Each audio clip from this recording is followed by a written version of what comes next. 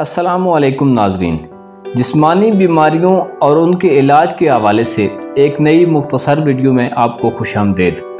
अक्सर कुछ गलत खाने पीने या किसी नामालूम वजह से हमारे जिस्म में कोई तकलीफ़ या बीमारी पैदा हो जाती है और उसकी तकलीफ़ से निजात के लिए हम मुख्तलिफ दवाओं, टोटकों और ट्रिक्स का इस्तेमाल करते रहते हैं। नाज़रीन कराम, तिब्बे इमाम रज़ा अलैहिस्सलाम में मौजूद है कि जिस आदमी के कान में दर्द हो और आराम ना आ रहा हो, अगर वो आदमी सोने से पहले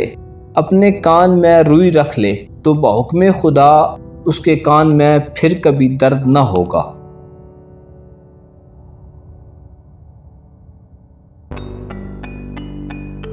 नाज़रीन कराम, अगर आपने अभी तक हमारा YouTube चैनल सब्सक्राइब नहीं किया तो बराए मेहरबानी हमारे चैनल को सब्सक्राइब कीजिए